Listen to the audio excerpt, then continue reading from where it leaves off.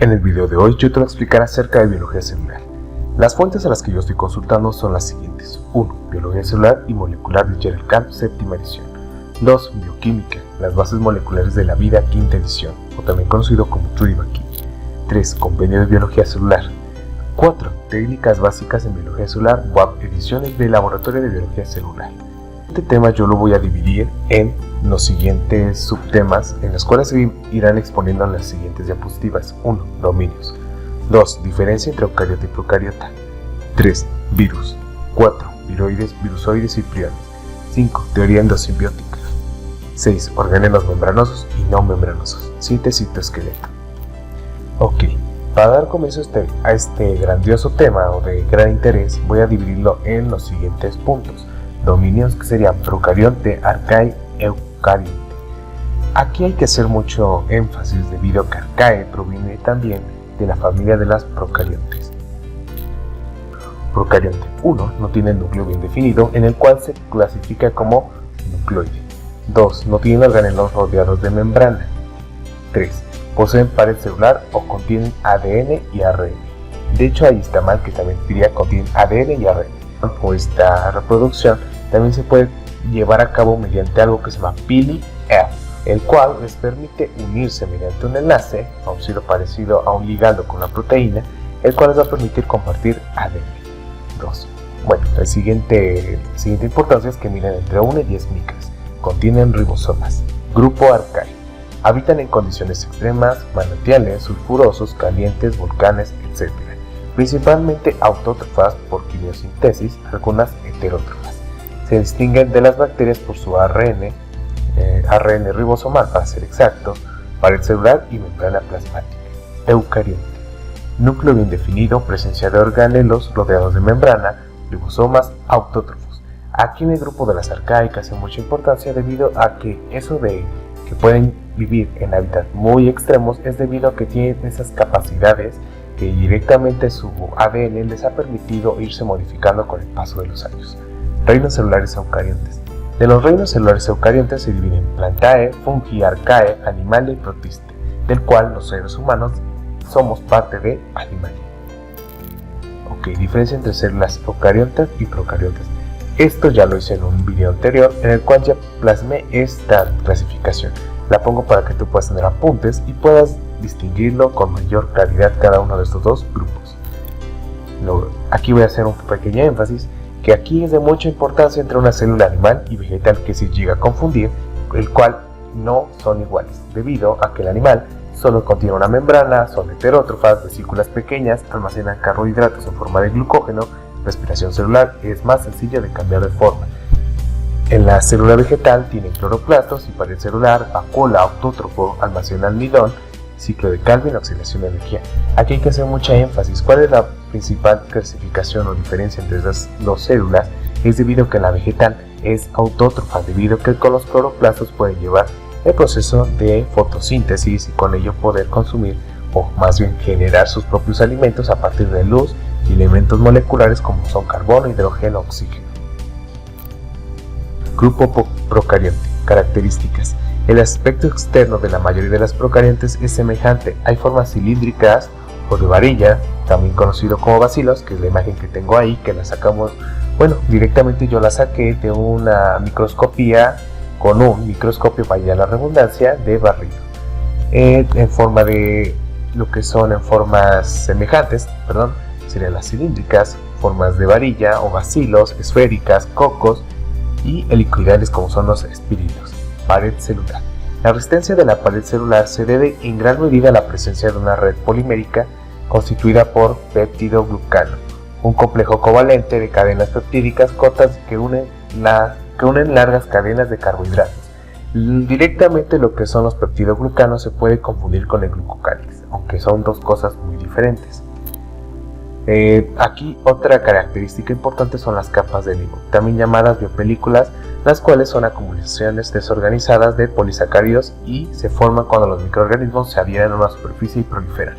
De hecho, es de gran importancia las capas de limo debido a que es una biopelícula, la cual le permite protección a la bacteria en procesos de reproducción y este le permite al igual protegerse del sistema inmunológico.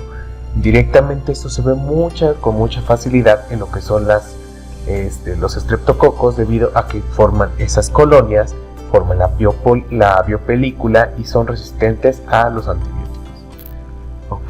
Muchas bacterias contienen también otras moléculas de DNA circular pequeños denominados plásmidos, los cuales se encuentran fuera del nucleoide.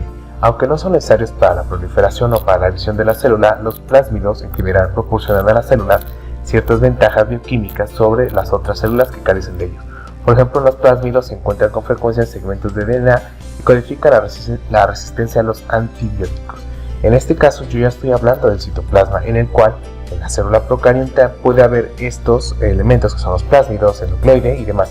Bueno, aquí también hago un pequeño énfasis debido a que lo que son los plásmidos le permite tanto a la célula poder crear una resistencia, algo así como en el sistema inmunológico, que son las CD4, CD8 o las natural killer, y poder guardar esa información para protegerse de los antibióticos, lo que comúnmente se llama resistencia a antibióticos o resistencia bacteriana. Virus. Aquí hago énfasis en estas características muy sencillas que son realmente impresionantes de los virus. 1. Parásitos intracelulares obligados. ¿A qué se refiere esto? Debido a que los virus, para poderse reproducir, llevar un proceso de alimentación, tienen que llegar con un huésped. Puede ser una célula de cualquier tipo, célula ya sea como un eritrocito, puede ser una célula hepática, puede ser una célula nerviosa de cualquier tipo, depende del virus, y se encargan de introducir su DNA, se alimentan directamente del huésped y posterior llevan un proceso de reproducción. 2. Dependen de otro organismo para su reproducción, como ya lo había explicado, al transportar el ácido nucleico virán de una célula hospedera a otra. Contienen RNA o ADN, las cuales tienen enzimas líticas o transcriptasas. Tiene una cápsida, que es una cubierta proteica que envuelve el genoma, unas retrotranscriptasas o transcriptasa reversa. El principal ciclo de reproducción de un virus es el siguiente: 1. Anclaje. 2. Penetración. 3. Integración y biosíntesis. 4. Maduración. Y por último, liberación. De aquí siguen los viroides, virusoides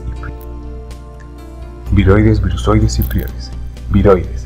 ARNs infecciosos se replican en el núcleo, en el cloroplastos, y carecen de protección.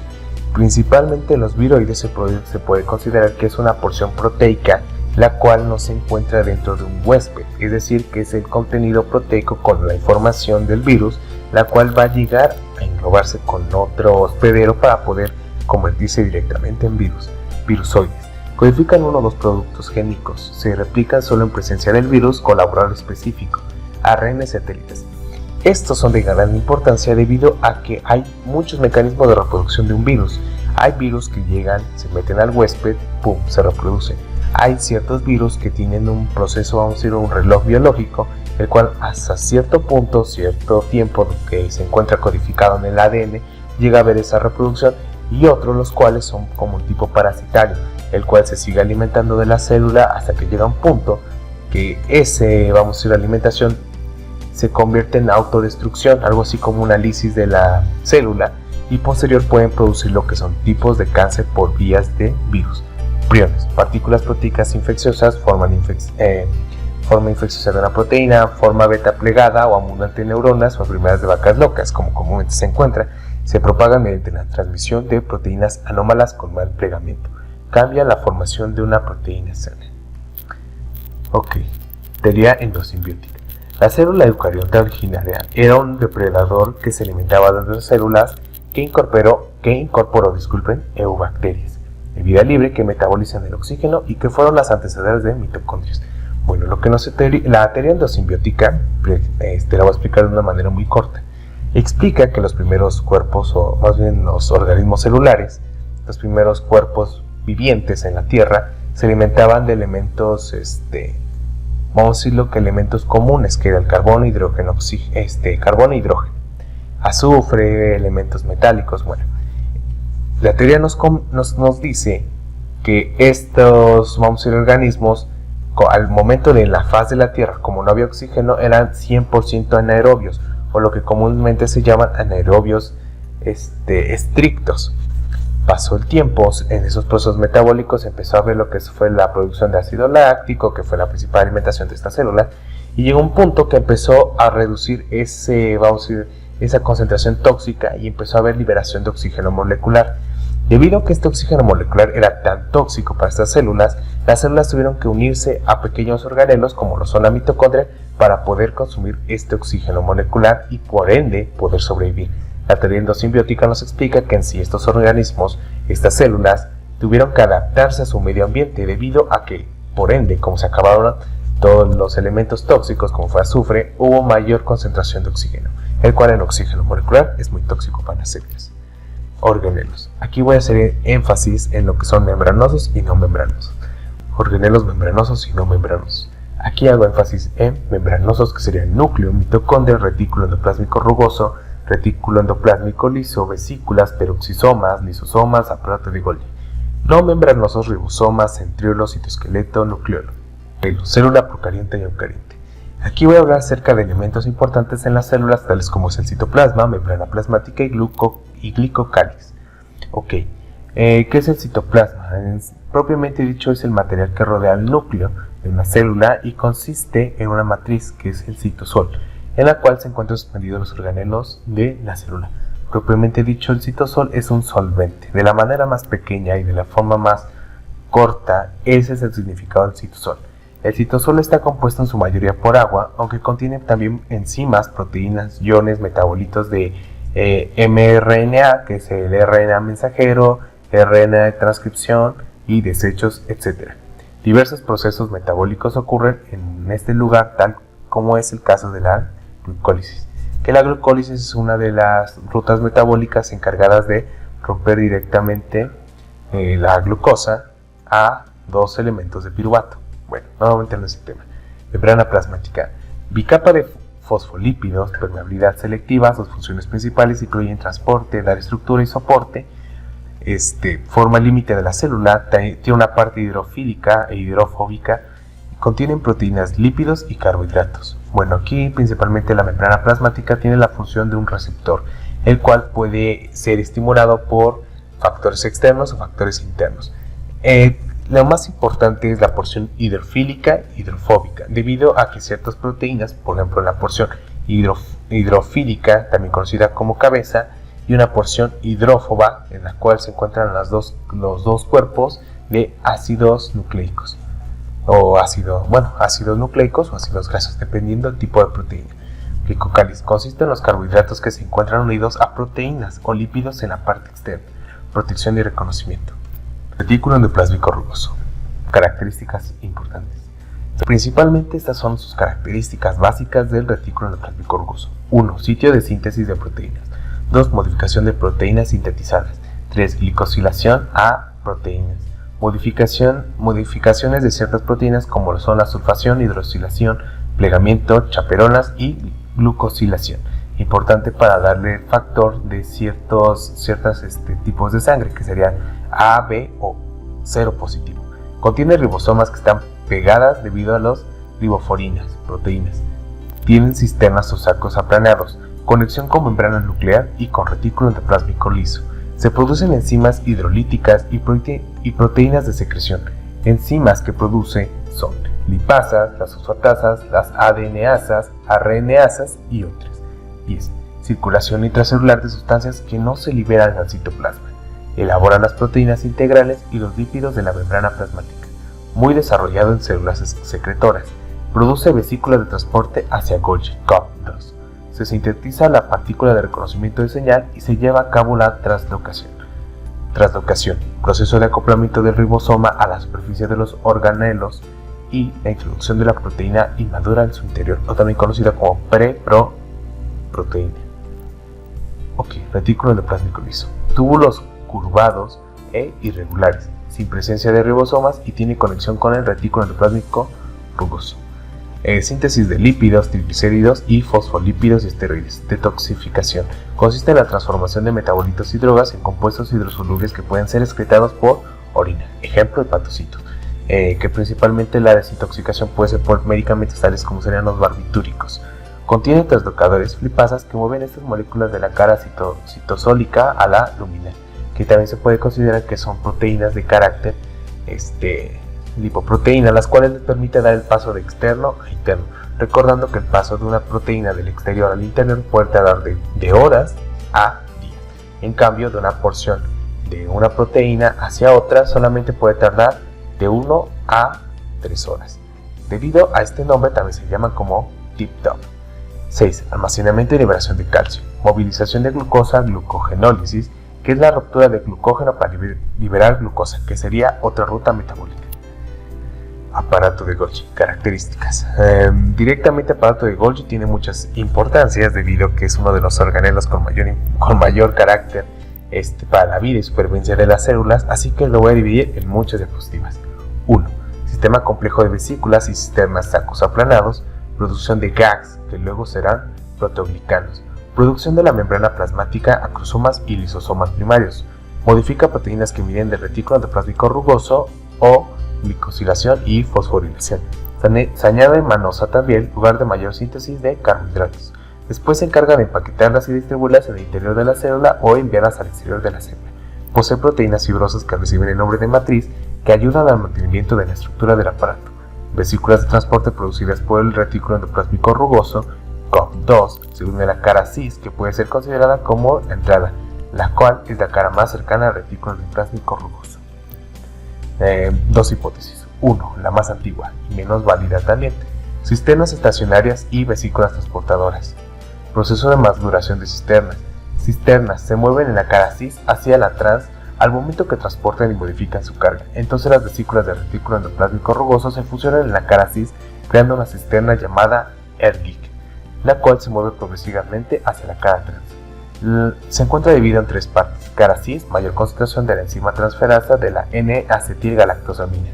Zonas intermedias contienen transferasa 1 de la N-acetilglucosamina.